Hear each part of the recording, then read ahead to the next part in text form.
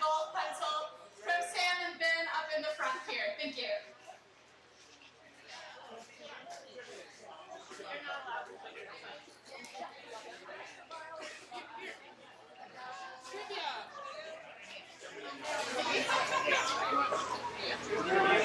Excuse me.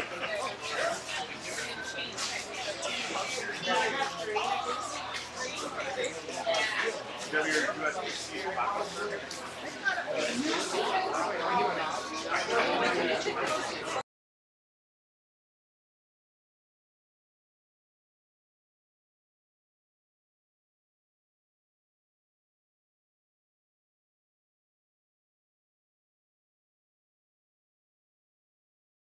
Climbers, right?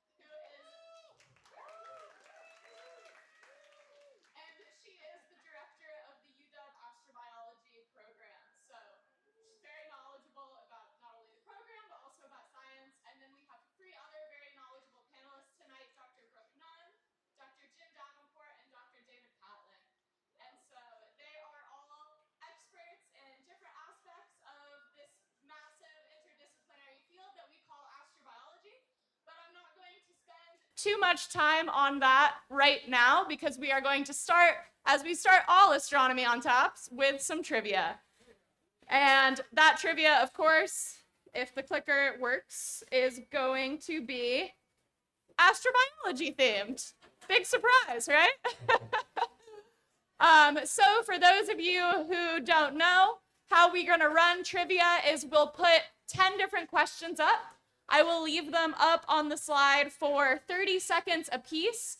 Once I go through all of the questions, I'll go back and give you a second chance to see them all, but only for 15 seconds apiece. So make sure you write down your answers on the slip of paper. After that time, I will collect all of those trivia sheets and we will move on to hearing from our panelists. Okay, are you ready for trivia?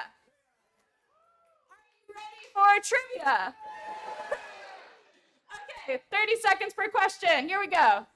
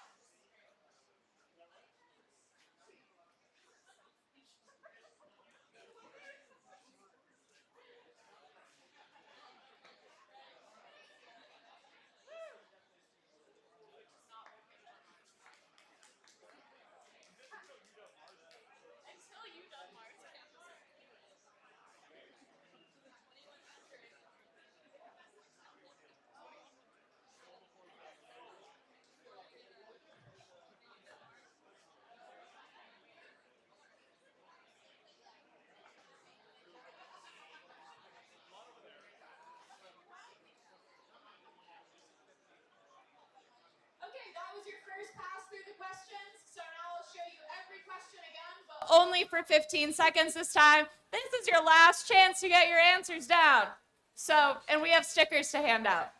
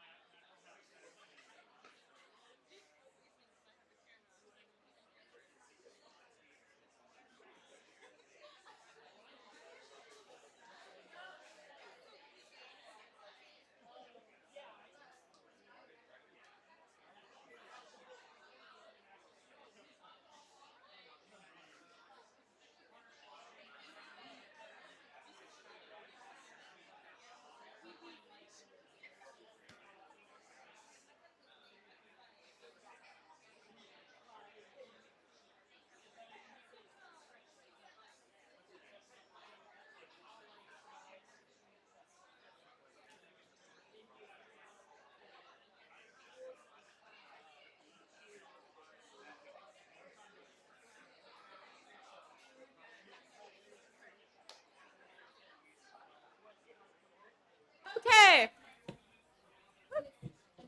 Does everybody feel like they won trivia? Well, some of you are wrong. Just saying. So at this time, if you could bring your completed trivia sheets and your golf pencils, do not forget the golf pencils, up to either Sam or Ben at the front so that we can grade them. After we get all of the trivia sheets, we will move on to our panelists.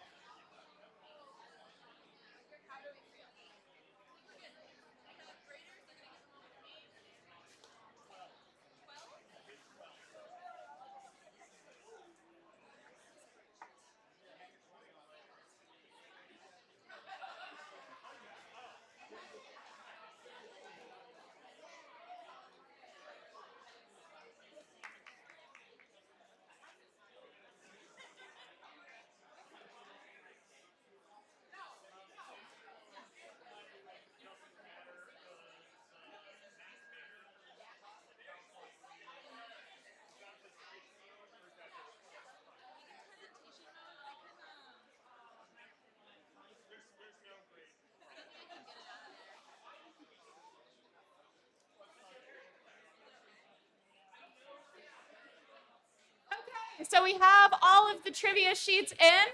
Thank you all so much for participating in trivia. Now, for those of you who have been here before, you know that usually about halfway through the event, we announce the trivia winners. Since this is such a special event, we have so many people talking, we're actually going to wait until the very end to announce trivia winners and answers, so just a heads up on that. What we're going to do now is we're going to have an introduction to the UW, University of Washington Astrobiology Program, and then we will have each of the other panelists introduce themselves as well. But to give our introduction is Dr. Victoria Meadows. She is an expert in designing and leading massively interdisciplinary astrobiology research. She founded and has led the virtual planetary laboratory team since 2001, and she spearheaded numerous community efforts that encourage scientists from different disciplines to work together, including NASA's Nexus Research Coordination Network and the JWST TRAPPIST-1 Community Initiative. She has served on over 21 NASA panels and advisory committees for exoplanets, astrobiology, and planetary science. She's also served on 3 National Academy of Science committees and the only interdisciplinary intercommittee member serving simultaneously on the National Academy's exoplanet and astrobiology strategy committees. She has also published over 300 articles, and probably like the most special thing on this list, she is my PhD advisor.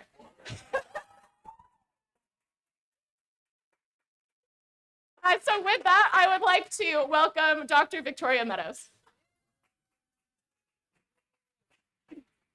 All of those credentials are basically chief cat herder. So that's what I do. Okay, so I was a bit distressed. You were yelling in here. Do we have to yell, or is the can you hear in the back?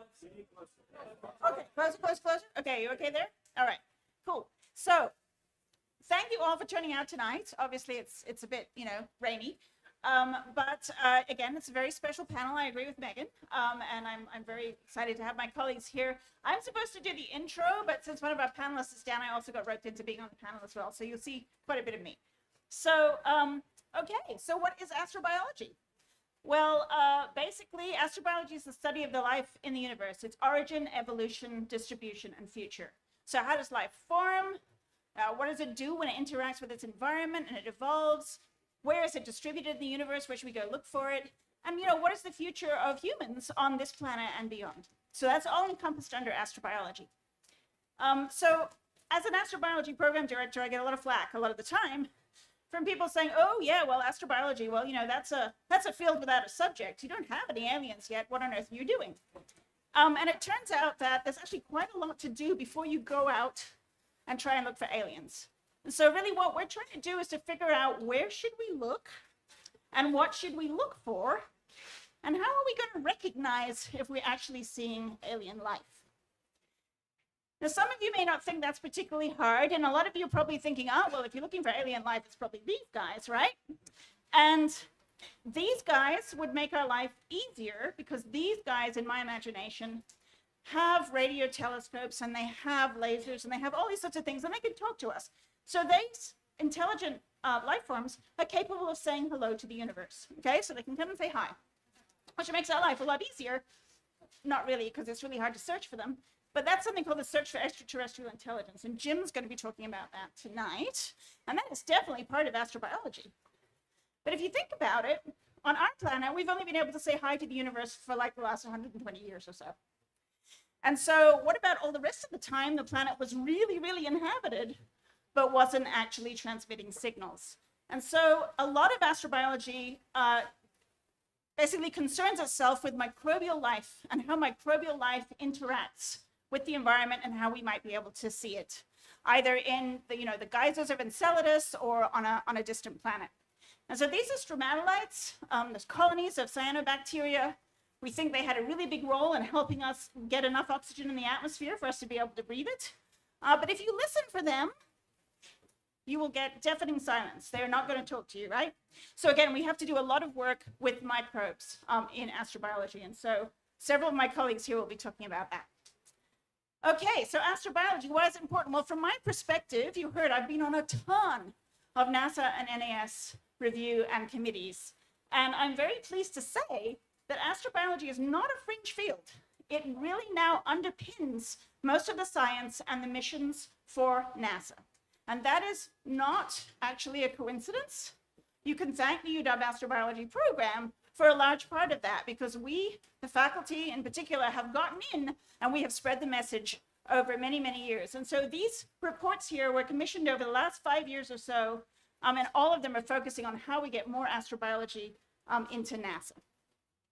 Okay, so the Astrobiology Program, which has helped so much with this, is an incredibly old program as far as astrobiology programs go. So we were founded in 1998. Our first students came in 1999, and that's why it's our 25th anniversary this year, and that's what we're celebrating. And this is in fact the kickoff event for celebrating our 25 years. So thank you all for coming and celebrating with us. So we are mostly a graduate program, so we train PhD students. We do some undergrad work, and we definitely do a ton of research. We are massively interdisciplinary. I mean, often it's interdisciplinary if the biology department talks to the chemistry department. But we have 11 different departments involved, a bunch of different sciences, you know, spanning 4 different colleges at the University of Washington. So College of Arts and Sciences, College of the Environment, College of Engineering, and also the School of Medicine. So a huge breadth of both faculty and students and postdocs and other researchers involved in doing our astrobiology. So students in our, so we do both a graduate certificate, which is coursework only, so it can be done by master's students or people who just want an extra credential. But I think, you know, the main thing that we're known for is our dual title PhD, which is where you can do both a PhD in your home department and also add on extra experiences for astrobiology. 20 courses of credits of coursework, but also these fantastic field workshops that the students go on in these research rotations away doing something different. So if you want to learn more about our program, which is what we're celebrating tonight, you can just type UW Astrobiology into Google and it'll pretty much take you there. Or you can amazingly memorize this, this link here. Okay, so our program produces graduate students and they are amazing, our PhD students. And so Jeff here, I always love showing this shot because this is Jeff being a badass on the ice. So Jeff was being a grad student at that time, and he was collecting something called frost flowers, which are structures created in the ice, actually mediated by microbes again. But yeah, this is just such a great shot. You maybe can't see it, but he's got his collection tube kind of in his teeth there as well, kneeling on the ice. All right. But we've got so many fantastic graduates, and they have gone on to lead so many fantastic things to do with astrobiology. I mean, for here, we've got Jada, who is helping out with the Hab Worlds mission, which you got a trivia question on. We've got Ken Williford, who is Deputy Project Scientist for Mars 2020 and Mars Sample Return. And we've got a whole slew of people working at NASA centers to lead, you know, the exobiology branch, and also professors who are going out to teach the next generation of astrobiologists. So that's an introduction to our program and what we do.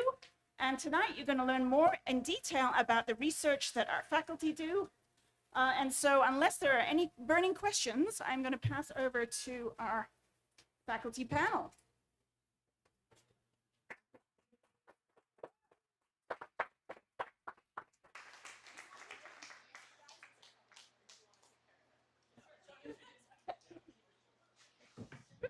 They don't want me to introduce them. It's a surprise. So I will invite our first panelist up, Brook Nunn, to introduce herself and her research. Welcome.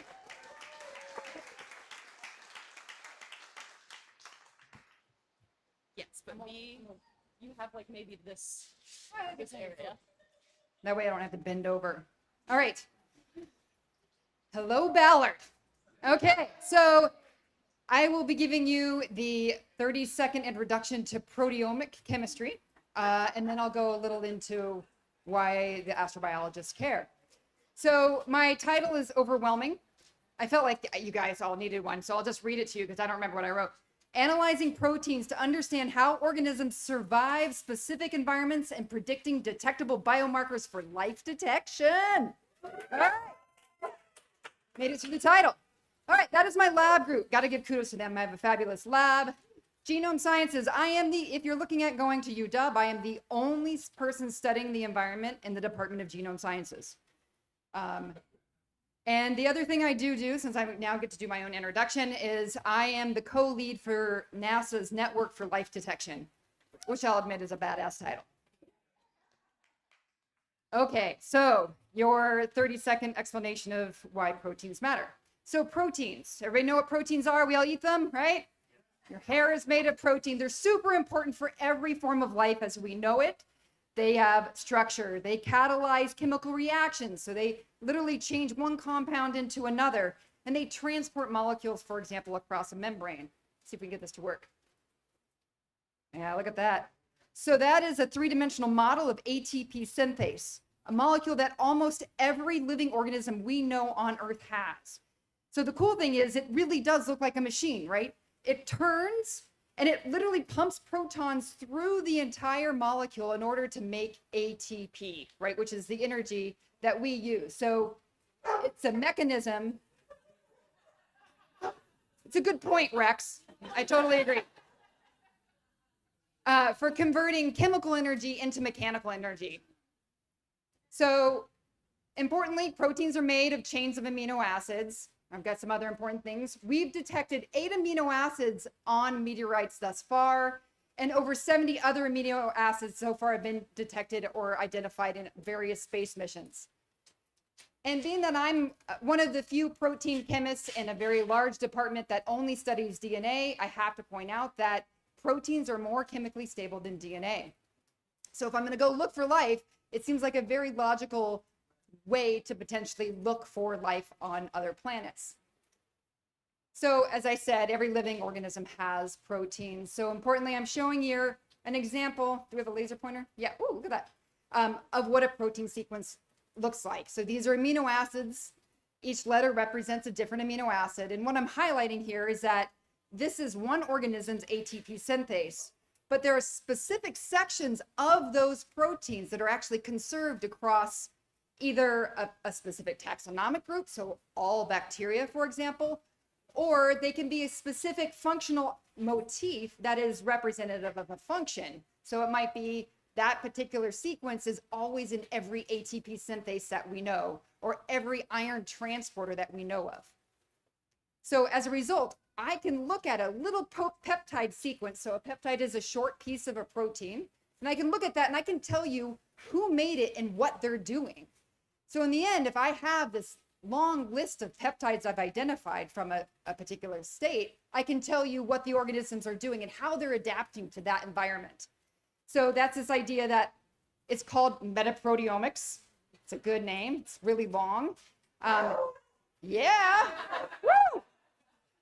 I essentially can take an entire microbiome from your gut, from a salt nodule in the Atacama Desert, from brine samples in the Arctic or Antarctica, anywhere that you can find a microbiome, which we can literally find them everywhere. I can digest it and I can tell you who is in there and how they're adapting to that specific environment. Thank you. So in the end, my argument and the cheerleader that I've become is I'm trying to push peptides into the list of potential biomarkers for detecting life on other planets. Woo! So this is the world I live in. This is a metabolic map of all the pathways. All right? We're not going to talk about it very much. The only thing I want to point out is for someone like myself and my grad students and team, when we look at this, I can identify every line as an enzyme or a protein I've detected, and every node or dot is indicative of a specific compound that could be detected by somebody else. So I can generate this map and I can tell you, oh, in this organism, I can see they can do fatty acid biosynthesis. Nice job, guys. But clearly they're having problems over here with urea. Oh no. So I can work out this entire map and I can tell you what's going wrong. Are they carbon limited, iron limited, or exactly how they've adapted to that particular situation? All right, so this is my potentially last slide. I do have 12 more if you want. So my lab is called the Environmental Proteomics Lab. We study ocean and ecosystem processes. I was trained actually as an oceanographer and I started in 1998. Woo! So a lot of my best friends from graduate school became the first astrobiologists, and I am now still collaborating with many of them. In fact, I just wrote one with somebody I was in grad school with. Anyways, okay, moving on.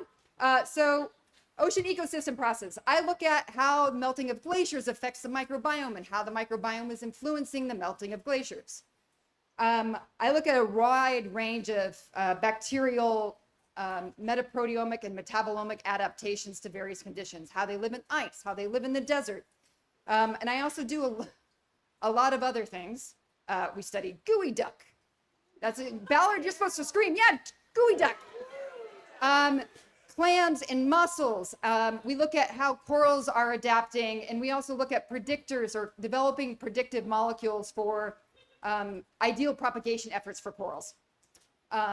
Then as far as astrobiology goes, which is why we're all here, I look at how bacteria can live in Mars ice simulations. So we make ice that's rich in perchlorate, that's identical to what we've detected on Mars, and we see if bacteria can live in it, and when they do live in it, what molecules do they make, right? And can I figure out from that what I'm going to detect when I send this mission out? We look at hydrothermal vent microbes, Atacama Desert salt nodules, and again, I am that cheerleader for life detection. And the last part is, in the astrobiology department at University of Washington, we started running simulated missions to detect life. So this started at UW. They're pretty sophisticated. We generate our own planet. We have a very awesome team. We generate all the chemistry around that planet, and then the students design a mission. They get all that data, and then they have to determine whether or not they've detected life with the data from the mission they've designed. That's all for me.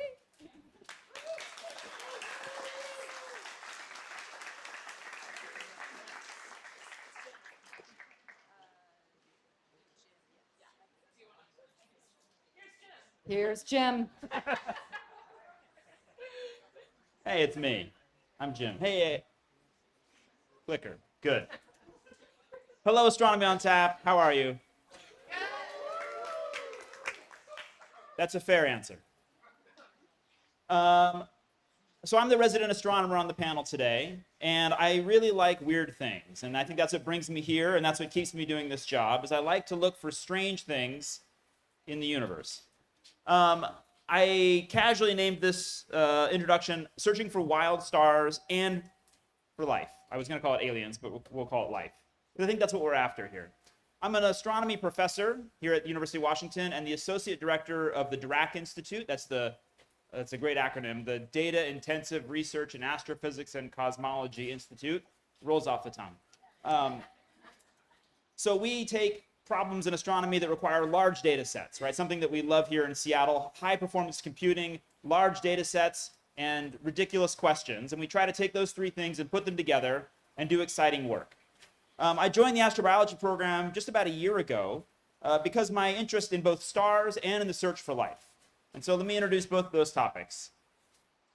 Pop quiz, who knows what this rare unseen object is? Okay, this is the sun. We have to do a little teaching here. You don't see it often here in Seattle. This is the sun. This is the sun as seen from outer space from a NASA mission called the Solar Dynamics Observatory, which has been running for more than a decade now, taking a high-resolution movie in the ultraviolet and in multiple bands at wavelengths that we can't see with our eyes. So this is a far ultraviolet image, or movie actually, of the sun. These bright points here are what we would see in our eyes as sunspots, normally dark spots. But in the ultraviolet and the X-ray, they look bright because you're seeing energy from the depths of the sun coming out. And you can see this little eruption happening sort of in the top left corner in this loop of this movie right here. This eruption, this filamentary eruption that goes off. There it goes. This is called a flare. The sun is an extremely dynamic object. It rotates, it moves, it goes through periods of high activity with lots of spots and lots of flares, and then periods of quietness, and this on sort of an 11-year cycle. We're entering one of these active times right now, the so-called solar maximum right now, where the sun produces lots of these large flares. You can look at this movie and ask, as many astronomers have, What happens if that isn't going off to the right, to the left rather? What happens if it's going off straight in your face? Right? What happens when this giant explosion on this enormous ball of fire erupts right into your face? This is something that concerns us because that releases a lot of X-ray, a lot of ultraviolet radiation, high energy particles, which are no good for life. You get a really wicked suntan, which is again not something we're used to in Seattle. Thankfully, these big events only happen during solar maximum typically. And even the big events aren't that big, right? So this is not a threat to you. The biggest flare ever observed would not bother you. It might knock out your power or your internet if it smacked right into your city you were living in. You would be fine. Astronauts do worry about it. People who fly high altitude flights or over the pole worry about it. But other than that, unless you are an astronaut, and if you're an astronaut, come see me afterwards so we can become best friends. But other than that, we don't worry about solar flares for life. What we see on other stars is they can produce flares that are 100 to 1,000 times more energetic than these. And in smaller stars that produce these giant energetic flares, the Goldilocks zone, the so-called habitable zone where you're at just the right temperature, is really close to your star. You want to be close to that smaller source of warmth. And so you're 3 to 5 times closer to your host star, and it produces a flare once a year that is 1,000 times bigger than anything we've seen on the sun. This is maybe a problem for life. And thus I got interested in astrobiology. So I'm a stellar astronomer by training, but casually an astrobiologist. The other part of my work comes in the data intensive side. So I'm going to show the same fellow that Vicky showed earlier, which is trying to advance the search for so-called, and with big air quotes, intelligent life. I'm not going to make any assertions on what intelligent means. What I'm more interested in is the search for life that knows how to harness technology and therefore make itself known to us. Astrobiology is typically thought of now, 25 years in. It is standard practice to assume that we search for biosignatures, right? The signals of life indicated by biology, by the biological processes that generate chemistry in our atmosphere, that modify the surface of planets, that modify perhaps even smaller bodies like asteroids. Biosignatures are what we're after. This is why we spent $1 gazillion to launch the JWST into orbit. This is why we do a lot of other things. This is why we have a whole institute, in fact, to think about biosignatures. But there is an equivalent search that I would put to you is a very legitimate search, and a few of us are working on it in a legitimate sense. And that is the search for technosignatures. We are not looking for aliens or for starships. I mean, that would be excellent. That would make our life very easy, as Vicky said. It would be very easy if a spaceship just landed right there next to my car, and then the astronaut could have a conversation. That would be very easy, and we would all win Nobel Prizes. But short of that, the search for the signs of technology, the way in which life makes itself known via technological processes. So lights, so pollution, space probes, right? Many things that we do that are technological in origin, which make our presence known. Radio transmissions, military radar, lots of things. This is a fascinating search, and one that I think is advanced. Uh-oh, did I kill it? I killed it. Can you fix it? This is the search for technology that I cannot master. Okay. The search for technology in the universe is very apropos in this era of technology that we find ourselves in. We are in this era of data-driven algorithmic astronomy. It is transforming all of the sciences, and astronomy is right at the forefront. And there's an observatory that UW has been a founding member of that is going online in about 1 year, called the Vera Rubin Observatory, which will run the Legacy Survey of Space and Time, a decade-long survey, an HD movie of the entire night sky. And we will use that to search for everything that you care about in astronomy, and we will map more stars in the galaxy than there are people on Earth for the first time. That number of stars that we have mapped will be greater than the number of people on Earth. We need to look to see if there are other people there.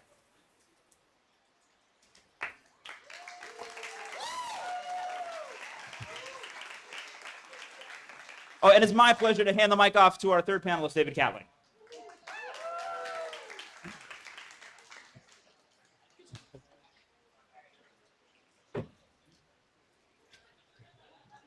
Well, hello. Hello, Ballard. So, how did I get in? I thought I'd start by just saying how I got into this subject. And really, it's like pondering these big questions, which everybody thinks about. Are we alone in the cosmos? Where do we come from? Maybe where we're going. You can think about the future of life as well as past life. And some people might say we should add to that. How much should I tip? That's another one of those big questions that we all ponder. But the question of is there life elsewhere goes back at least 2,400 years. This is a picture of Aristotle. And he actually wrote a book in which he considered whether there was life elsewhere. And his answer was no. And maybe that's why he looks so sad. But the thing about where we are today is that we don't need to ask the opinion of some old guy, what do you think about life elsewhere, or some old lady for that matter. There's something else that's happened, and that's we have technology, we have data, we can apply science, we can look for evidence. So that's what really we're about here with astrobiology. And Vicky already defined astrobiology, but I'm going to define it slightly differently. The scientific study of the origin and evolution conditions for life here and elsewhere. And I think it has 4 pillars. One of them is the study of the origin and evolution of life. That includes the Earth. Definitely there is life as part of the subject matter. There's a search for life elsewhere in the solar system. Where would we look for that? We could ask ourselves. There's a search for life on other planets around other stars, exoplanets, and maybe their moons, exomoons. And then finally, there's the thing that Jim talked about, the search for extraterrestrial intelligence or technosignatures. And I'm the last one, so I'm going to be really short because this really is my last slide, and I don't have 12 more slides, whether you want them or not. But the work of my group actually spans 3 of these pillars. I don't work on SETI, although I have one paper I've written but haven't submitted. Maybe I will one day about SETI. Sorry? I have a sabbatical coming up. Yeah. No, I've finished it. I just haven't. I'm just sitting there. I'll submit it when I feel like it. So the pillar number 1 was origin of life and coevolution. And that's something that I work on. So I work with people who think about the environment that the origin of life occurred in, and in particular, what that needed, the kind of chemical mix that you had to have for life to originate. Part of that sometimes involves field work, where you get stuck in the mud. Or you try to simulate cellular structures in the lab. And then if you move on to more advanced life, we start thinking about, animals and plants and the things that we have today. And how do you get from one end of that spectrum, just single cell life, to the multicellular life? What were the conditions you needed? Because if you think about it, that's what feeds into this possibility of SETI. If it's really hard to get there, there may not be much out there broadcasting, or there may not be much in the way of technosignatures. And then the second part is the solar system. And my group focused on sort of 2 objects, really. One is Mars, and that's partly practical. There's a lot of spacecraft around Mars, on Mars, scraping on Mars, driving on Mars. And we're interested in whether Mars was once a wetter place, rather like Seattle. That's what all that blue stuff is there, right? And then today, of course, it's a global desert, like this one. But maybe it was like this one day. So we're trying to figure that out and whether life was there. And then if you go to the outer solar system, there are moons such as Saturn's moon Enceladus, which is, it's like when you go to Costco and they have those take a free sample people. Enceladus does that. It spits out jets. Take a free sample of what's probably coming from my interior ocean. But there are concept missions to go to Enceladus, fly through the plumes, get some stuff, analyze it, maybe bring it back. So that's some of the things that my group looks at. Because I'm interested in what life does to our own planet, I'm also interested in what it might do to other planets. This is very much the area of Vicky as well. So if light passes through a planet's atmosphere, it might tell you what it's made of, the gases that are there, or you see the reflected light or the emitted light from a planet. All these things can tell you potentially whether it's inhabited. And then finally, I'm involved in education. I teach people. I also write little books. Here's a little book in my hand. And I'm told it costs less than a beer costs at Lumen Field Stadium. So people can even afford it. And I will, along with the rest of the panel, will be very happy to take any questions that you can throw at us. Thank you.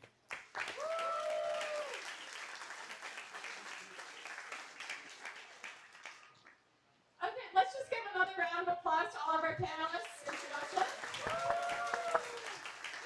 So at this time, we are going to take just like a 5 to 10 minute intermission. So you can get drinks if you need to, you can get food from the food truck. When we come back, we will move into the question portion of our event for the remainder of the evening. I will kick it off with my moderator privilege and ask a few of those questions, and then I will give you all the floor. Okay, we'll see you back here in 10 minutes or less. Let's make it snappy.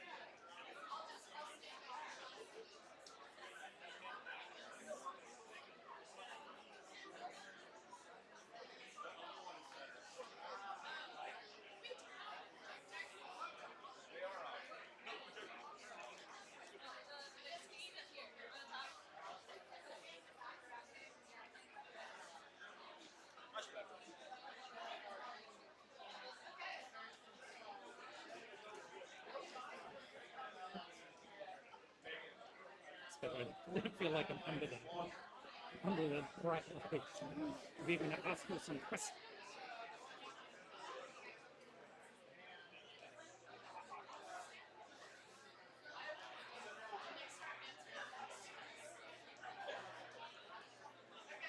Hello, everyone.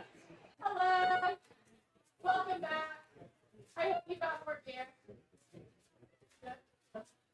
Jim didn't get more, so unfortunately. He needs to be able to answer questions. He's on the clock right now. Okay. So, nobody's getting paid. Nobody's going to pay. For $0. Okay. Welcome back. We are now going to move into the question portion of the evening. So for the remainder of the event, until I announce the trivia winners, we will have basically an open period for you guys to come ask our panelists and experts questions about all aspects of astrobiology. I think it's pretty clear from their intros that they span a very wide range of research. So how we're going to handle this, and don't get it yet, is we have a microphone at the front, and so it would be ideal if you feel comfortable making your way to that microphone to ask questions. But while you think of your questions and come up to the microphone, I am going to use my moderator privileges to ask the first question. And so the first question I would like to ask our panel is this. Is there any such thing as an unambiguous sign of extraterrestrial life? Or will we always have some degree of uncertainty in future claims of life detections? In other words, what do you think it might take to prove that life exists on another planet? Who would like to start? You want me to start? Yeah, Okay, all right. So, usually when I give talks, I give a joke and say, well, unless we see, a message that encodes pi, right? It's not going to be unambiguous, right? So maybe, I don't know, our SETI people can weigh in, but maybe some of the SETI signals could potentially be unambiguous, you would hope. Or like the point is that really what you're trying to do with biosignatures is separate them from something that a natural process could do. So, in the biosignature world, we're trying to separate them from what a planetary process could do. Could this be due to photochemistry, or could it be due to a volcano or something like that? I mean, with the SETI signals, you don't even need a planet. I mean, you just detect that from space, and you don't even have to figure it out in its context.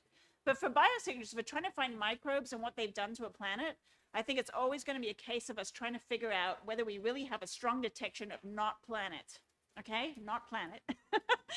Can we rule out the fact that any planetary process actually produced this? And once we have a good idea we have not planet, then we have to try and convince ourselves that it's due to life. So I think it's going to be quite a complicated process, and it will not be a slam dunk. I would argue if we have cameras and we see a whale, they don't look like our whales. I think that's- So I'm a bit skeptical about the idea of octopuses on Enceladus or something like that. I think it'd probably be pretty simple at best. But the other thing to bear in mind is even if we do get a SETI signal, which would be great, we may not understand it. And you can think about human language. So there are ancient hieroglyphs. There's a couple from, kind of before ancient Greece or thereabouts, Linear A and Linear B, that there are stone tablets. One of them's been decoded and the other one we don't know. Nobody knows what it means. And those are made by humans. So if you've got some extraterrestrial intelligence, which is way beyond us, I think there's a good chance we just would have no idea what it means, especially if we've just got a snippet, because it's analogous to having those stone tablets with hieroglyphics, except a lot harder. I think we can imagine some very unambiguous signals. Again, if a spaceship touched down right outside the brewery here, that would be relatively unambiguous. So I'm sure people would find a way to say that it either didn't happen or that we saved it. So even in the presence of what is seemingly an unambiguous signal, I think the capacity for humans to doubt and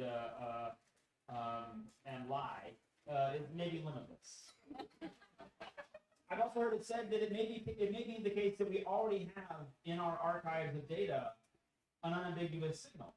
I've heard this argument before. We may have a signal in a computer somewhere, and we just don't know to look for it. It may be staring us right in the face, and it may not be obvious.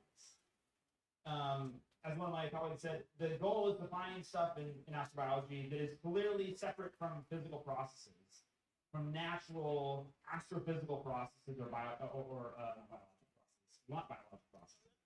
The physical processes. We want to see the things that stars don't do. And the problem is that stars are obnoxious objects, right? They're very dynamic, like the sun. They move, they rotate, they flare, they change, they explode, and they emit radiation at all wavelengths and weird cadences. Nature is very obnoxious, and it will try to trick you. And so even in the sort of realm of SETI, where it's seemingly unambiguous, we take a big radio telescope and we look for somebody replaying back Olympic coverage highlights back at us. Even a message from space of Bob Costas coming back at us is not an unambiguous signal necessarily. And my belief is that we will then argue about it as astronomers and scientists for decades. That's encouraging. At least I'll never be out of a job. Okay, I will use my moderator. I'm just gonna stand in front of these two panelists. Use my moderator privileges again. And by the way, if you have a question and you want to start coming up to the microphone, that would be great, because then I'll know when to stop asking moderator questions. But in the meantime, how do we use environments on Earth to teach us and help us search for life in the universe? Can you give any specific examples from your research? Maybe Brooke wants to start?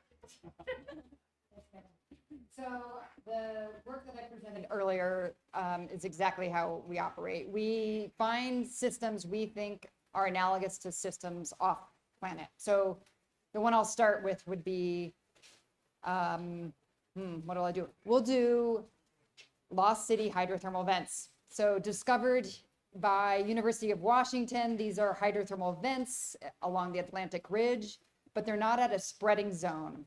So this is not volcanic activity that creates these hydrothermal vents. Instead, it's a reaction called serpentinization, where it's 15 kilometers off of that spreading zone, where as a result of this specific reaction, which is a mineral reacts with water, and as a result, you get H2 gas, methane gas, and heat. Those are the three products you need to start up life. So you can end up with chemoautotrophic bacteria. So these autotrophs essentially live all over these hydrothermal vents. I bring this up because the chemistry of that particular system is unique. The pH is about 11, which is not pleasant. So that's super basic. That's, yeah, you don't want to live, we don't live there. But again, and it's hot. It's 100 degrees Celsius, pH of 11. And right now, when we look at Enceladus, when we're shopping at Costco, as David mentioned, because it cracks open like Costco and spits out free samples for us to take. Cassini took some of those samples, and some of the recent literature has shown that the chemistry of the ocean inside of under the ice in Enceladus appears to have a pH of 11, and the other chemistry also lines up quite well with what we're seeing coming out of these serpentinizing hydrothermal vents. So as a result, we're collecting microbes that are living and coming directly out of this geochemically directed origin of life, potentially, and trying to understand how they're living. And we're doing this through proteomics, metabolomics, genetics, things like that. So we can look at those organisms, figure out how they're living, figuring out what the byproducts they might make, and what builds up in that ecosystem to figure out what potential chemicals we should focus on for the next mission.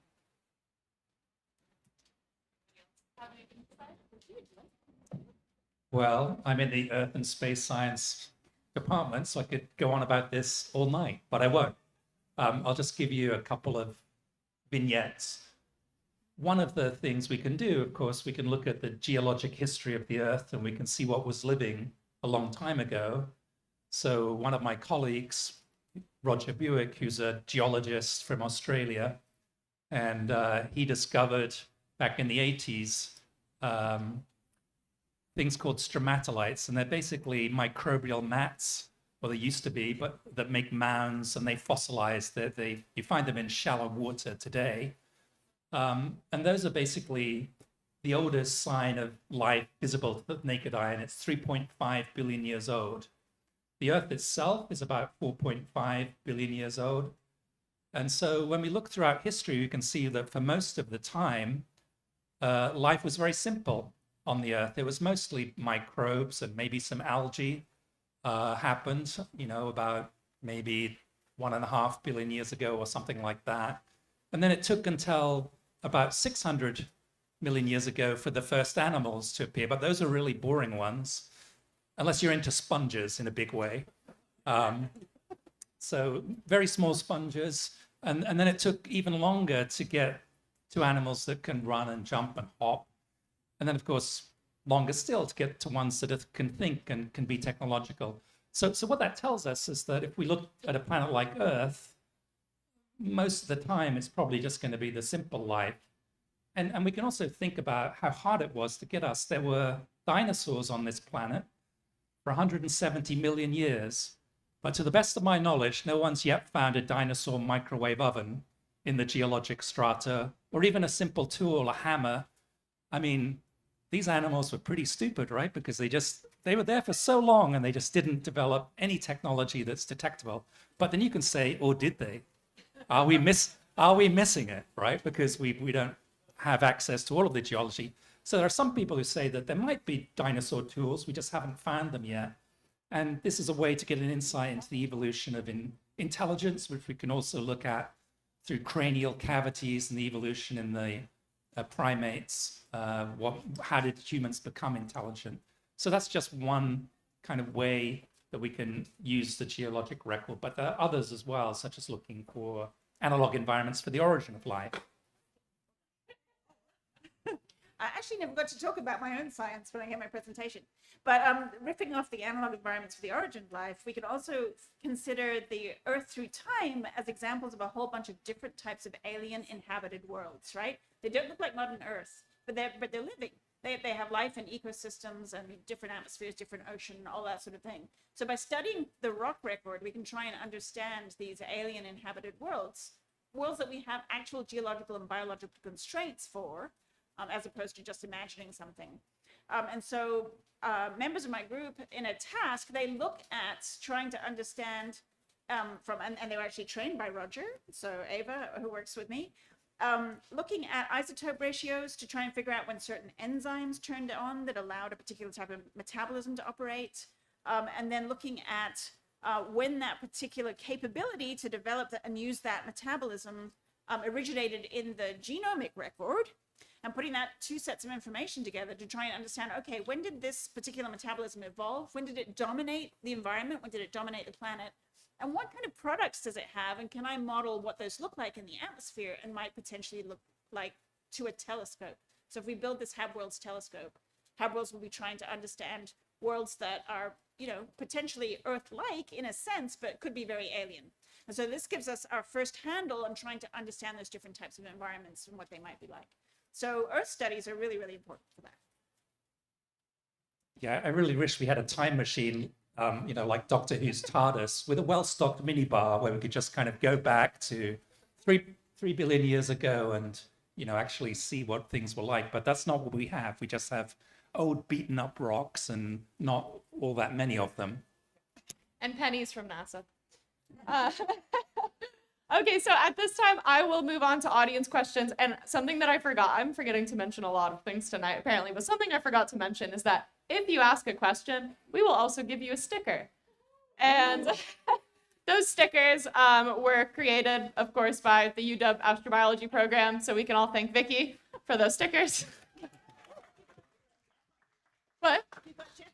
Yeah, there's one that has Jeff Bowman, the scientist that Vicky showed in her slides at the beginning. Okay, so at this time, I will turn it over to you for our first question. So you all obviously have a lot of professionalism and mutual respect, but I'm very curious if there is a particular set of assertions or assumptions in your domain that will perhaps after a few beers cause an absolute knockdown, drag out debate between the set of you. You all come from so many different backgrounds and points of view that I'm just really curious, like, are there like some classic things that come up? Who wants to fight?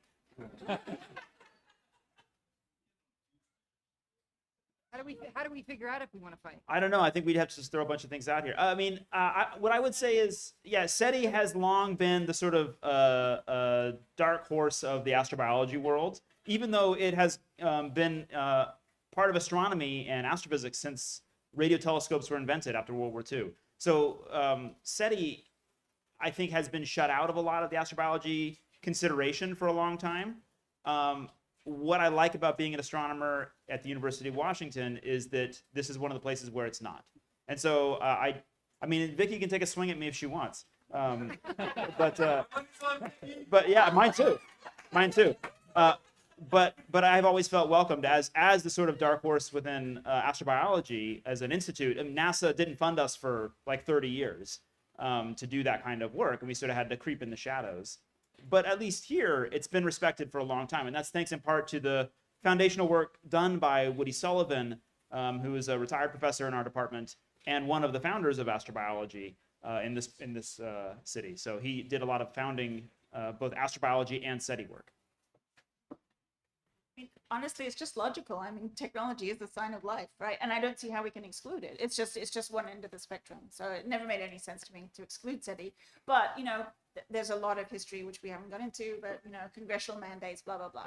So, yeah, so that's been a problem. But I think those two fields are coming together. So, I mean, I can start a fight. I mean, I mean, just get me going on phosphine on Venus, though. I mean, that's... So I think one of the things about the astrobiology program is that we're all very nice. So we don't fight. But we're all very aware that there are controversies. For example, the origin of life is an unsolved problem. So where it happens, how it happens, people argue vociferously about these things. I have my own opinions, but I try to keep it professional. There's a few other people in the community that I'm not sure they abide by that.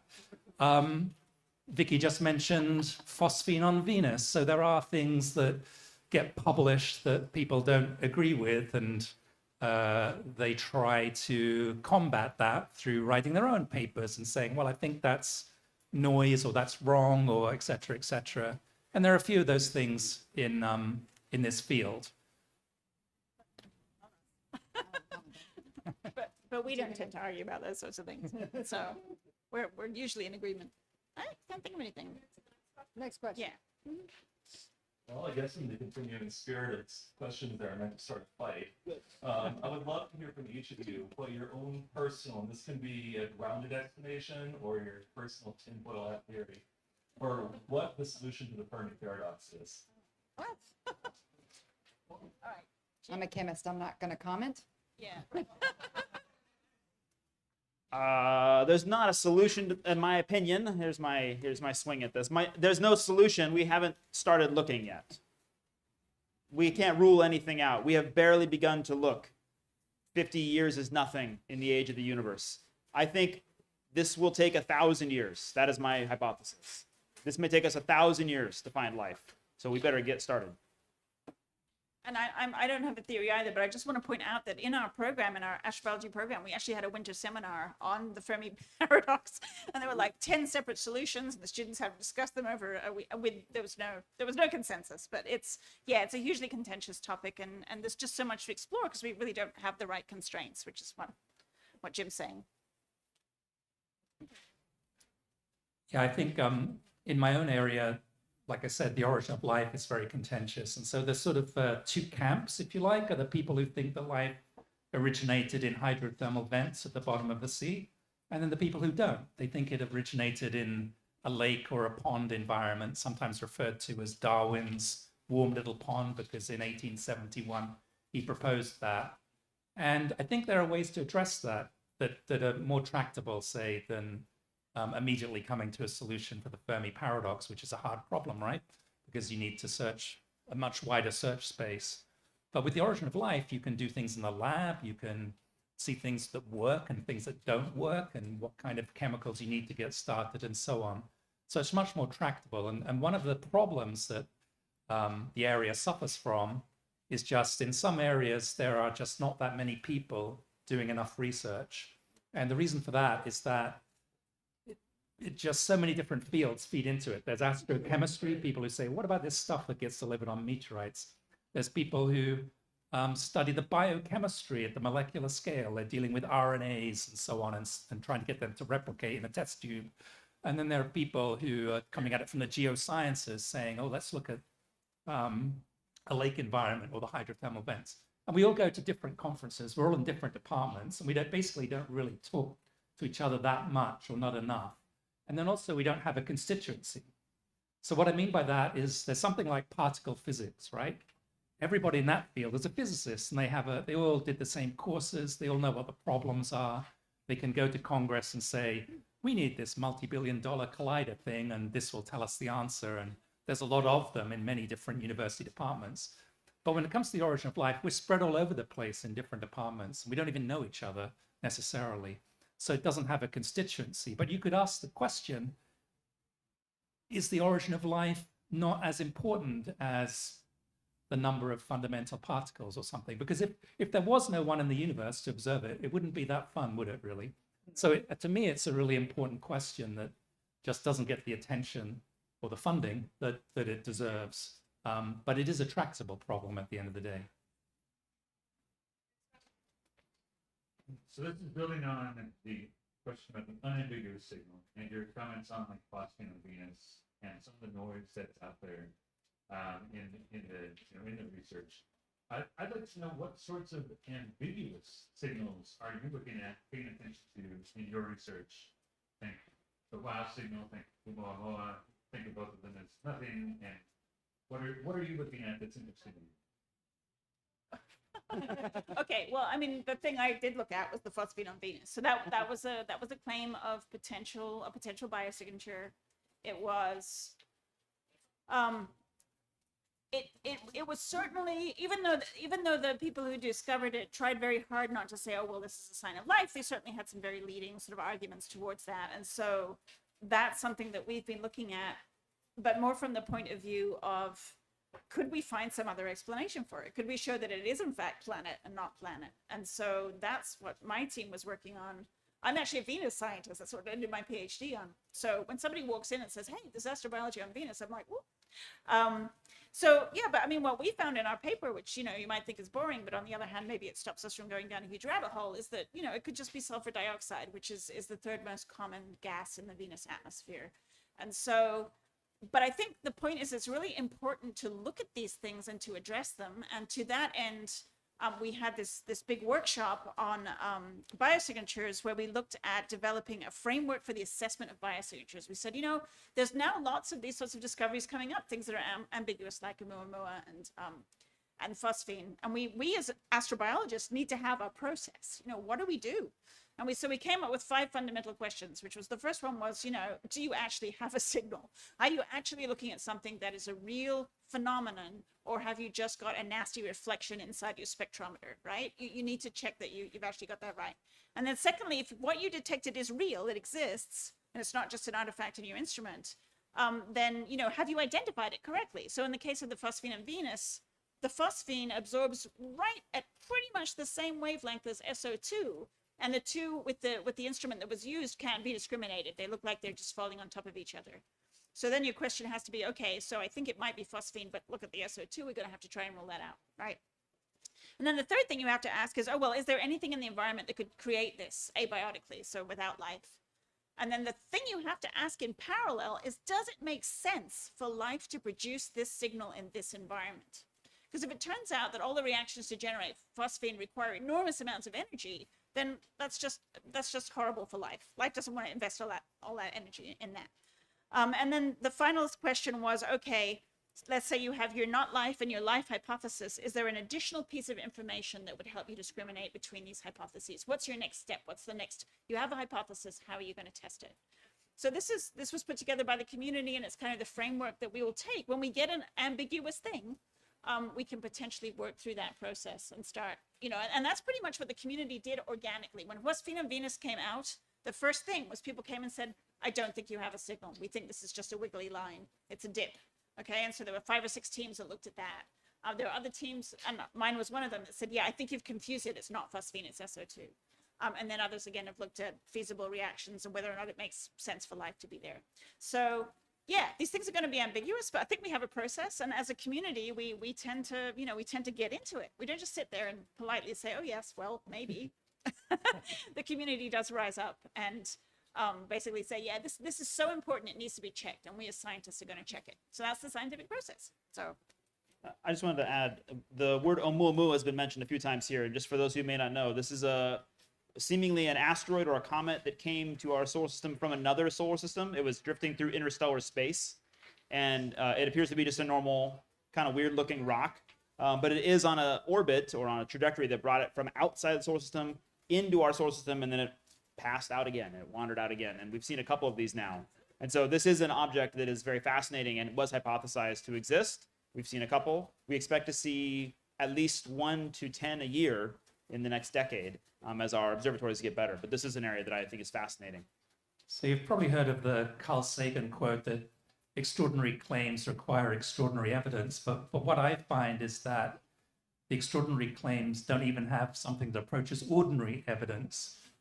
It's often at the edge. It might be a fuzzy image of a alleged microbe in a Martian meteorite, for example. That was one from the 1990s that had a lot of coverage.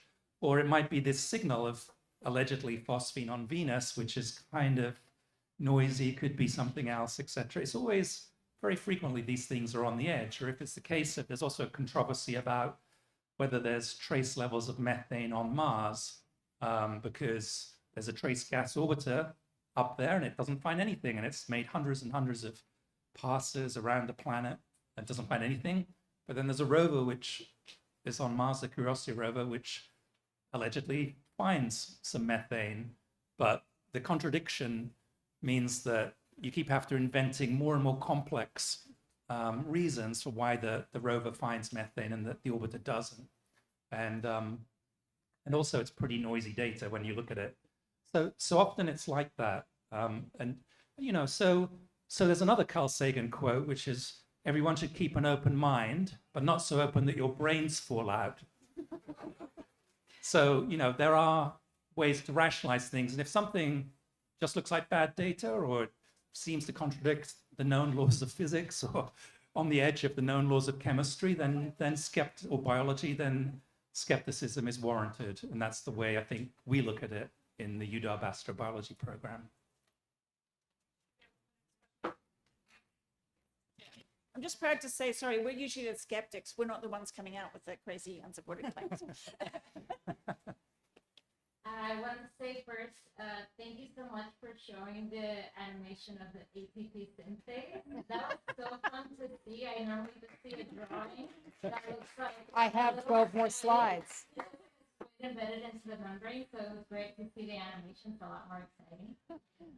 My question is, I wanted to know if you guys knew of anyone that's looking at trying to detect plants out there as, one of the ways of life. We've mentioned microorganisms, but I think plants are interesting because they're the basis for our biomes on Earth, and they're kind of the basis for a more complex life, which I think we're all really excited about, probably. So I didn't know if anyone's looking for that, and if so, the biomarkers or signatures would be available. So unfortunately, I'll step in real quick, that Jody was the other person that was supposed to be here, and a lot of her research is focused on phytoplankton photosynthetic capacity. Jody said she'll come back to Astro on Jody's gonna come back. Jody's great. So she's probably by far the expert to head that direction. The missions, at least my area has been focused on, have been thinking about, in particular, oceans that are under ice. So I tend to avoid a lot of plant-like things because it's too dark. So I consider these chemoautotrophs, for example, as a primary target for us to look at, and the metabolites made by them. And then if you go to someplace like Mars, where you do have life, the fear is, of course, the UV is so high that you tend to have problems with pigmentation not actually being supportive.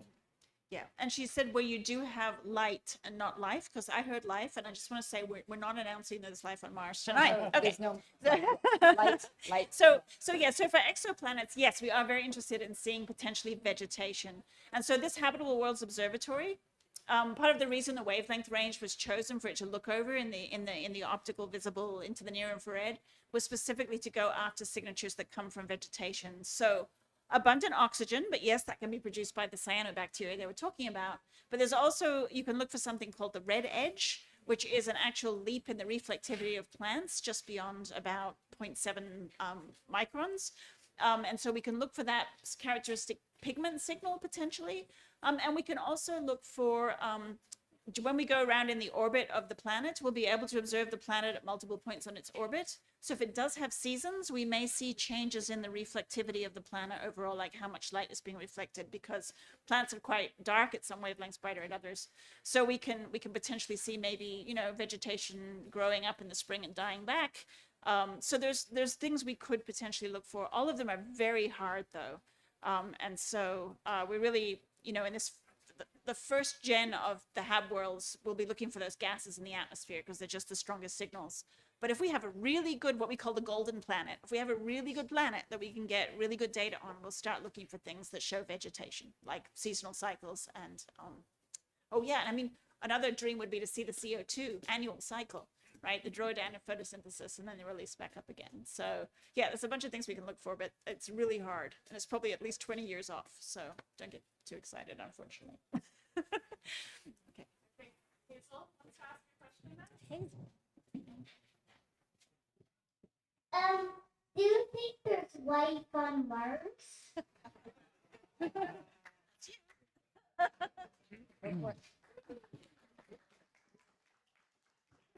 So,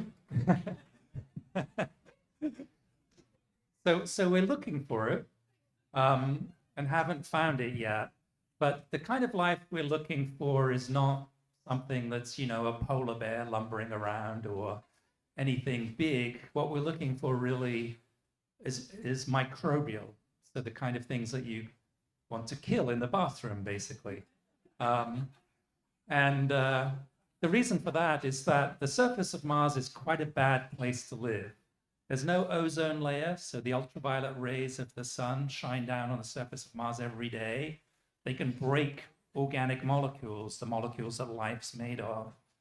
It's also extremely cold. The average temperature there is minus 55 degrees Celsius. I'm sorry, I work in Celsius, but you can use your phone to convert to Fahrenheit. Somebody likes Celsius back there. Yeah, anyway, minus 55 Celsius is about the temperature of the interior of the Antarctic for a sense of scale. So often people like, you know, Elon Musk talks about retiring on Mars. He's welcome to it. I'm not going to join him. Yeah, and so it's very cold. And because it's so cold and because the pressure of the atmosphere is so low, it's liquid water is not stable. If you poured out a beaker of water, it would either freeze or it would evaporate, essentially boil and freeze at the same time, which is not something we experience much, but that's a low pressure effect. So liquid water is not stable on the surface of Mars today. It's either water as a vapor or it's an ice. And life as we know it needs liquid water. So what we're thinking about then is life could exist maybe in an aquifer below the surface of Mars, where there's some water perhaps, if such things exist, or life used to exist on Mars, but it went extinct, but it didn't get very far. You know, those microbial mounds I was talking about earlier, we haven't seen any of those on Mars, so maybe it didn't even get to photosynthesis. It was more like other slimy stuff that doesn't use sunlight and is really quite basic. So we're still looking for that. And one way that we're looking for that is called Mars Sample Return. So Perseverance rover, which is up there right now and landed in February of 2021, is taking some samples of soil, stuffing them in some little tubes, These are about the size of a chalk stick or something like that. And it's dropped some off. And the idea is that a spacecraft in the future will come and pick them up and bring them back to Earth. Because the problem is when you send something to Mars, you can't send your best laboratory equipment, which takes up, several rooms and a whole floor and one of those buildings at UW. You just send some very simple instruments on a rover that's quite small and can't do everything. But if you get these samples back, we know where they came from. We know the rocks they came from. So we can do any analysis that the best instruments can deal with, and also the instruments of the future in 10 or 20 years' time. And we can see whether there were signs of life on Mars once upon a time. Whether there's life there today in the subsurface, we don't know. If there is, it's really not doing very much because it doesn't really affect the atmosphere in any big and significant way.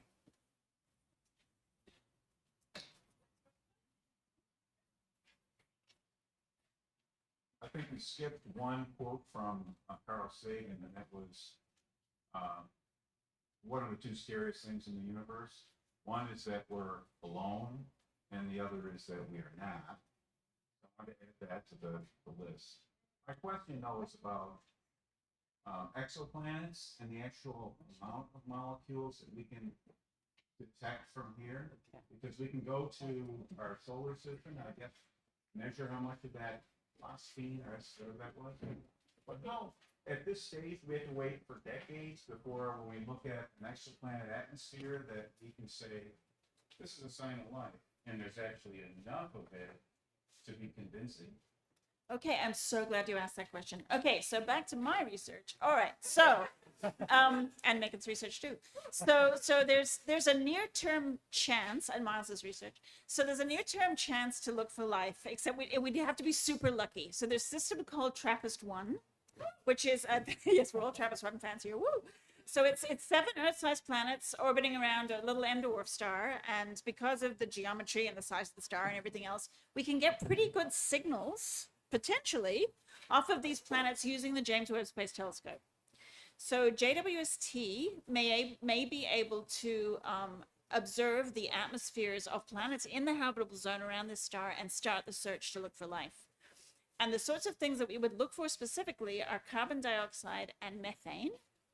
And that was proposed by one of our UW grad students who worked with David here, Josh Christensen-Totten, who's now actually a faculty member here as well. And CO2 and methane together is a biosignature. And if we can observe both of those in the atmosphere of this planet, we may have a sign of life. We can also look for the false positive indicators. So the thing that might say it's actually a planetary process and not life is carbon monoxide. We may have the sensitivity with JWST to also potentially see that. So as long as they give me time for my proposal, we will be able to start looking for these things. But I mean, even if they don't give it to me or they give it to someone else, I don't care who gets it, but I want to get that data on TRAPPIST-1E or F, the two planets that are sort of in the optimal region in the habitable zone. So that could come in the next 5 years. So that's hope. Also from the ground, we have these extremely large telescopes that are about to come online. So the next generation telescopes that are 30, 40 meters across, those have the capability to suppress the light from the parent star and also get ultra high resolution spectroscopy of exoplanets around other stars. And they'll potentially be able to look for molecules like methane and oxygen and ozone and carbon dioxide as well, and water vapor. So we can look for those, and that's work done by grad student Miles Curry, who's not here, but yes, but he's amazing, even though he's not here. And so we're looking at that, and then yes, ultimately hab worlds. Though the other thing too is we only have a handful of planets we could do that for on the ground with the ground-based telescopes. The reason we're all sort of starry-eyed about hab worlds, the Habitable Worlds Observatory, is it will allow us to look at hundreds and hundreds of planetary systems to look for signs of life, or to try and detect habitable zone planets and then look for signs of life. So that's really a statistical engine that we hope we're designing it to ultimately, hopefully get us 25 spectra of habitable zone planets. So that's, so we've got one chance with TRAPPIST-1, and if there's nothing there, then we're out. And then from the ground, maybe there's 4, 5, 6 things we could look at. But then with hab worlds, we're going to have this big survey. So that's why we're holding out for that. And hab worlds does oxygen, water, methane potentially, CO2 potentially, depending on how much is there. Yeah, a bunch of things. Rayleigh slopes, red edges, whatever. Okay? So yeah, so don't despair. The really big prize is coming 20 years from now, but we can do some steps on the way. So this is sort of following habitable zone stuff, but I'm worried that there's sort of broadening of the idea in terms of galactic habitable zones where stuff too close or too far away from the galactic center are not great ideas. So when you're mentioning red and dwarfs, that sort of stuff, and the very active, not very pleasant places to be around, if you were looking and trying to find candidate galaxies or clusters to look for, would you avoid looking towards ones that have much redder populations of stars, or is there other types of things that you would look for in galactic stellar populations? Okay, maybe this is an area we're going to fight about. All right, so on the one hand, I study the variable stars, the red stars that you're talking about, that probably make life difficult because of these massive flares. And they have the other obnoxious property that they basically live forever, and they are 70% of the stars in the Milky Way. So they're the majority of stars that you see, and they live forever. Half of our program is like, this makes them great targets because they're super numerous, which means they're the ones that are nearby. TRAPPIST-1 is a prime example. It's very nearby. It also, however, does produce a lot of these like really obnoxious flares that make life difficult, that make retaining an atmosphere difficult. You used an interesting term, the galactic habitable zone, which is a term that was put in the literature years ago about populations in the galaxy where the chemistry of the stars would be just right and the age of the stars would be just right. So that sort of galactic Goldilocks zone where all the ingredients would be there. And what we know from a lot of missions in the last 20 years studying galactic structure is that the Milky Way is like a big blender, and stars move around. So the sun probably moved by thousands of light years relative to its orbital position, and most of the stars do as well. They wander around, they get kicked around by the spiral arms and by all kinds of things. And so this idea of there being a sweet spot has kind of diminished. It's probably true if you're in a super metal poor, what we call metal poor, very old star regime. There's not enough metals around the star to form rocks, to form planets, right? So if you need chemistry, you probably need not the very first stars, you need maybe the second or third generation of stars. So probably there are some extremes, but the Milky Way itself is a dynamic environment with other galaxies passing through, depositing stars, taking stars. My money would not be on like, you got to look over there. No fight. No fight. Okay. Yes. Yeah, I just want to add though that Nate Cave did that research and showed with dynamical models that actually the sun may have been kicked like 6 to 8 kiloparsecs out. So we have traveled far. We have traveled a long way through the galaxy to where we are right now. So anyway, Nate, also part of our program. All right. I just wanted to jump in real quick and just note that we are starting to come up on 9. It's about 8:50 now. I think we have 4 question askers lined up. Do you guys feel good asking those 4 questions? Lightning round. Cool. Lightning round. I'll try to be fast. I don't know if the panelists can answer. I'll preface by saying all I really know is from coming to this like for a year now, but I feel like most of what I hear about is observational science. I think Dr. Nunn talked about some of the use of complex chemical simulations. If I'm remembering correctly, you're talking about sort of simulating a chemical process and then trying to figure out if there are biomarkers present in it. Sort of. Yeah, so we do, so this, I should have helped answer the Mars question by the little girl. So we do simulations of ice to mimic what we see on Mars. So we have quite good data on the chemistry of the ice that we found on Mars so far. So what we've done is grown a halophile, which is a bacteria that's very happy in salt. We've grown it at negative 15 degrees Celsius. And as David had mentioned, it's down to negative 55, but you know, we're close. We've grown this bacteria at negative 15 Celsius in perchlorate solutions. So they're in ice and we're capable of growing them. So that's the simulations that we're working on. And I can comment on that as far as like the biosignatures we're finding in that particular situation. Again, I focus on proteins, so I can tell you what they're doing. They're panicking. A lot of reactive oxygen species going on because perchlorate's a oxidizing reagent. So we can see that in the signature, which ideally, like, I mean, they are growing. So we do see an exponential growth. They're not at a very fast growth rate.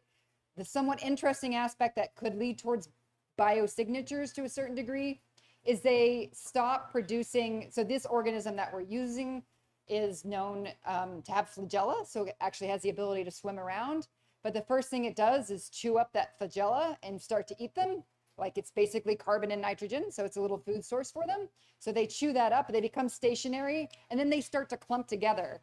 So as you can imagine, if the environment's somewhat toxic, it's better to be close to your friends so less of you is exposed. So in a way, it's a potential, that's a visual biosignature to some degree.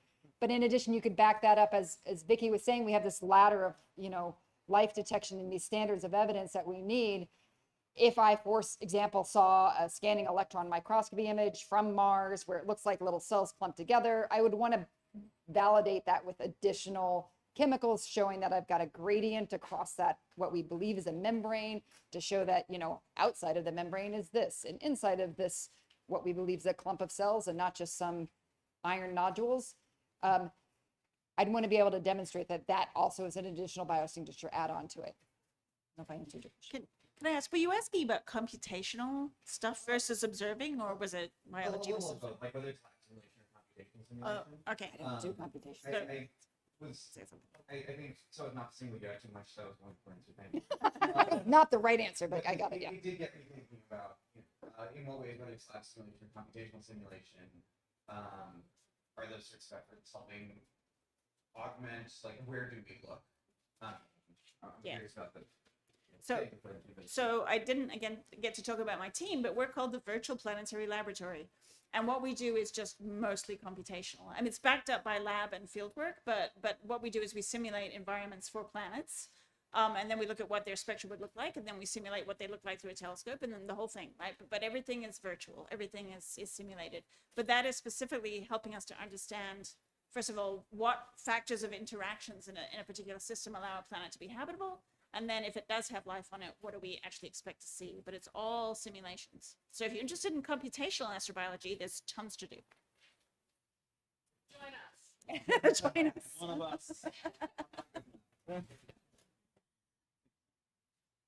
Okay, it's a little out of left field, but so much of science is asking the right questions, right? And so, and sometimes it's hard to know the right question. And one thing that can help us is looking to the humanity. So I'm curious for each of you if there is either art, whether it be film, painting, story, song, that engages your curiosity with the field within your field, relates to questions you ask, or is exemplary of a complex system.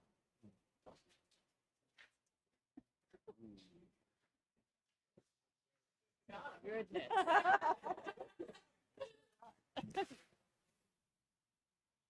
So William Blake has a poem that begins to see a world in a grain of sand, and a heaven in a wild flower.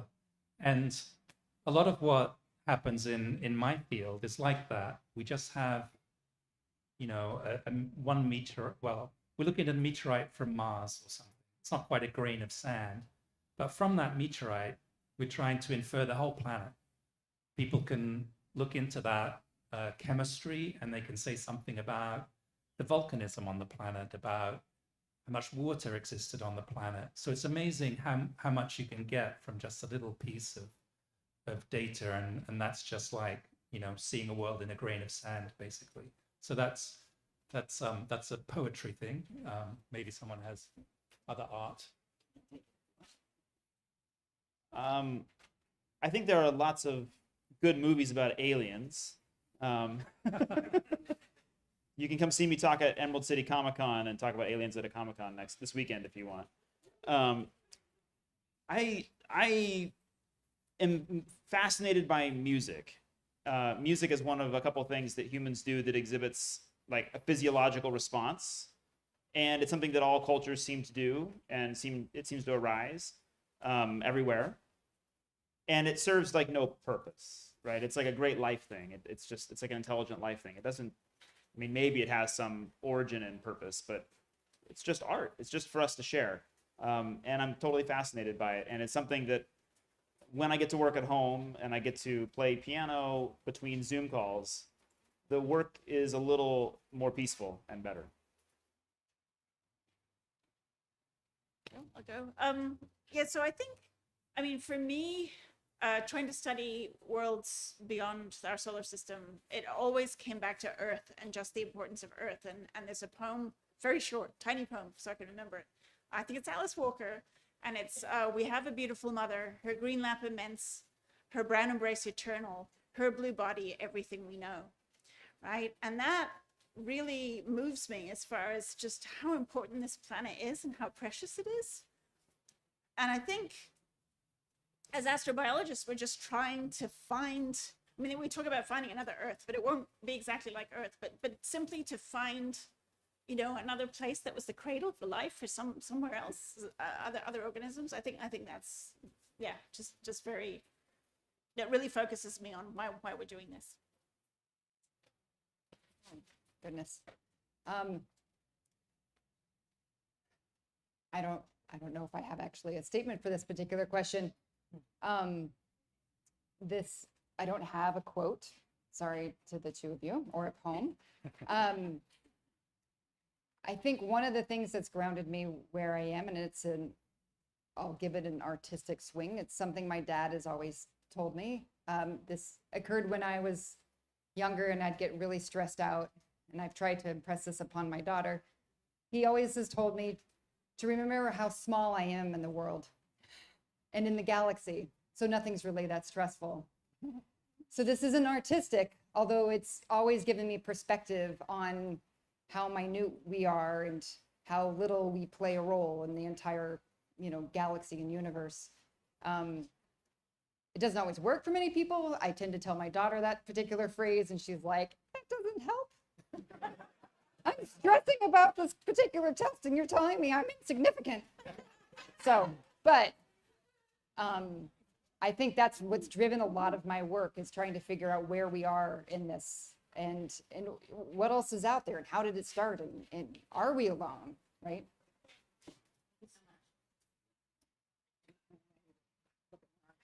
Hi. So one thing I was wondering is, if we were to look at Earth from a distant star system with the technology that Earth currently has, what biosignatures would we currently see? What technosignatures would we currently see?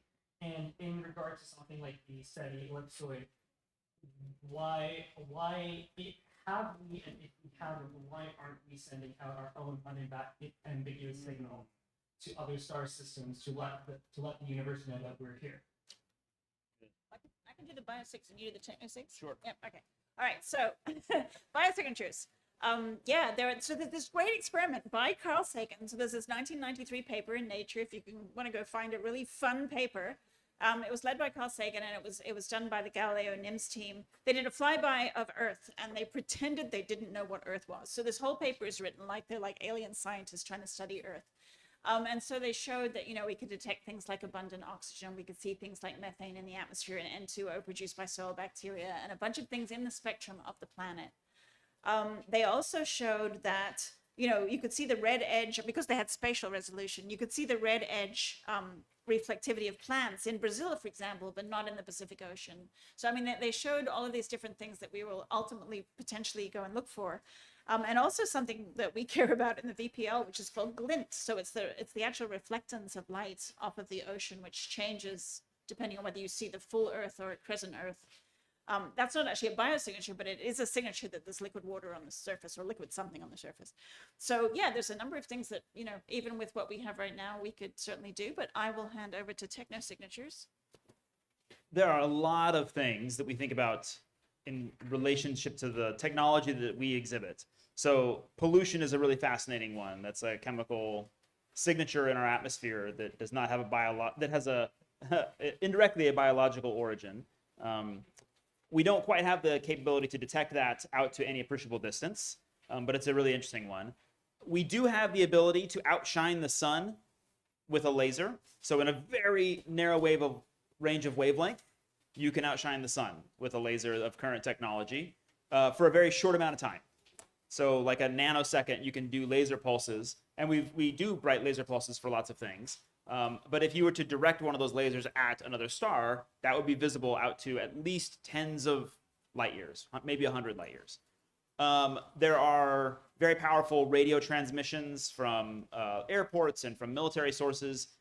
Your cell phones actually add up to be a really interesting technosignature. You're all carrying them around, I presume. They're all broadcasting from your pocket as we speak, and the Earth is rotating. And if you were to look at the Earth at the right frequency, you would see the modulation of this bizarre narrowband emission from all of our cell phones together. It would be gibberish. It would probably be unintelligible, but you would see that modulation every 24 hours as different continents came into view, right? And then, if there was a natural disaster, that signal could change, right? So you would have signals like that are detectable out to tens to maybe 100 light years. But that's about as far as we can get. Within 100 light years, there's only like less than 100,000 stars. That's not very many swings at bat here. So your question was also about messaging to extraterrestrial intelligence, which is called METI as opposed to SETI. And my own opinion on that is, yeah, we could do something like that, but it's just our effort is much better spent in actually listening for extraterrestrial intelligence. And of course, there is some controversy over whether we want to make ourselves known. We are anyway, because we've been leaking out radio signals ever since radio and TV and so were invented. So it's just going out. Of course, it's getting weaker the farther it goes with an inverse square law, but it's out there anyway. There's nothing we can do about it.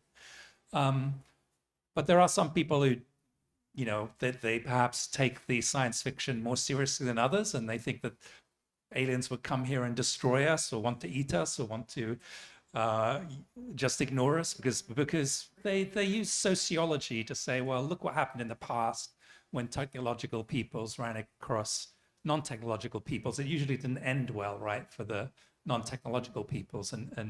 But I think when you try to extrapolate to alien civilizations, which may be 1 million years in the future from us in terms of their technology, I don't think we really know much about extraterrestrial sociology.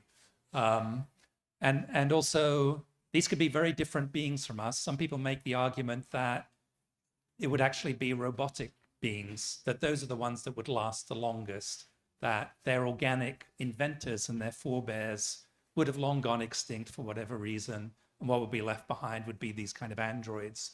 So some people say that we should be looking that should broaden our search space. It's not just conventionally habitable planets, but it could be moons, because there could be robots on moons.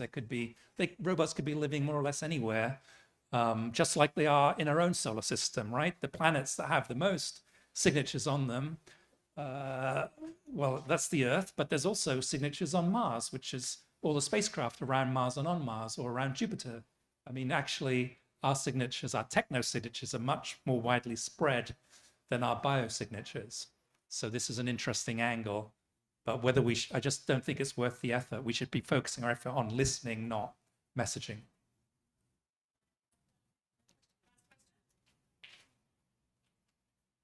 Hi, sorry to take the last one because I don't know if this is a good question, but we'll go for it anyway.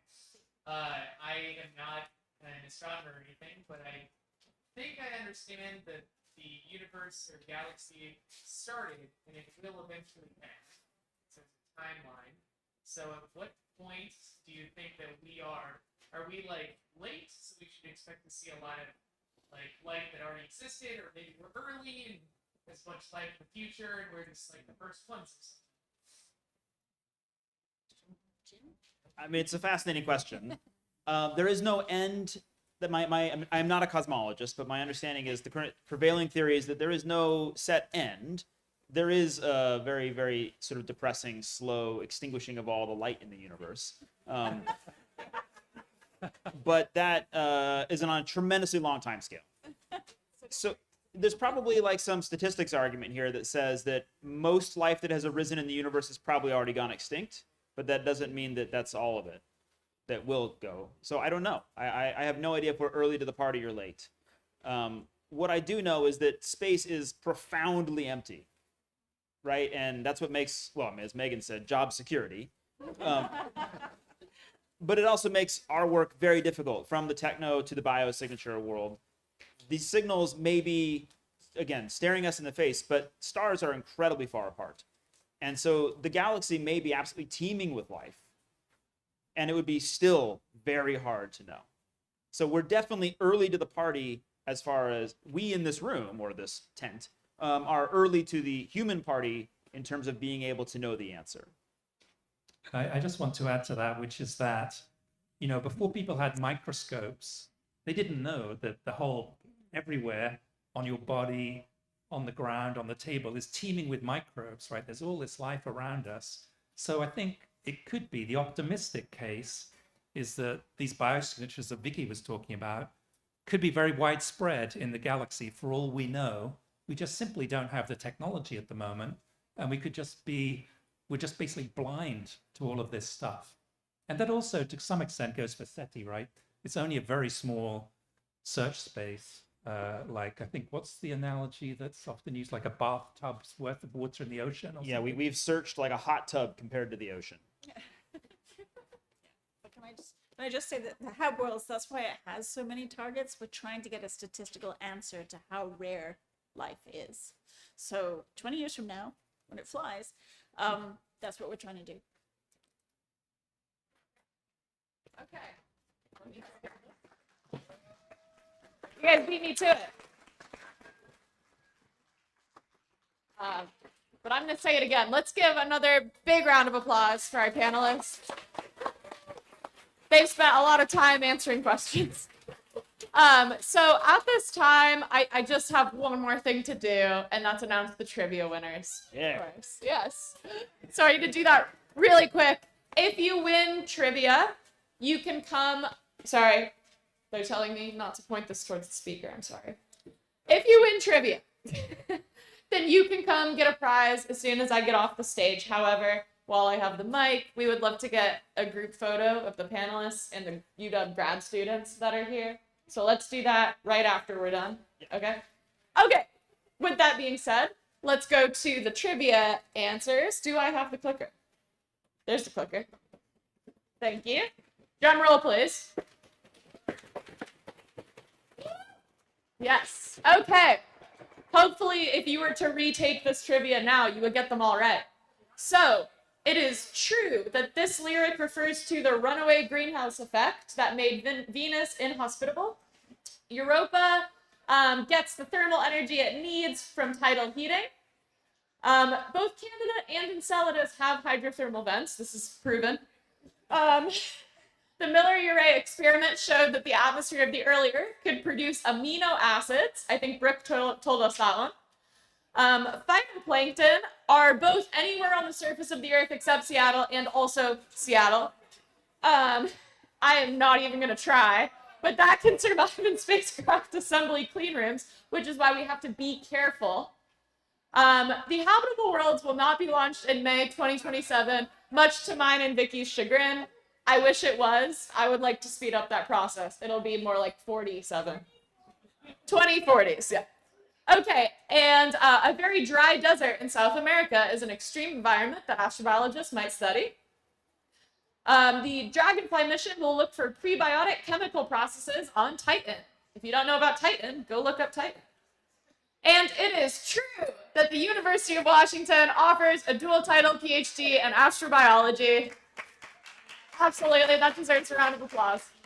Okay, so I have five trivia winners who all got 9 questions out of 10 right.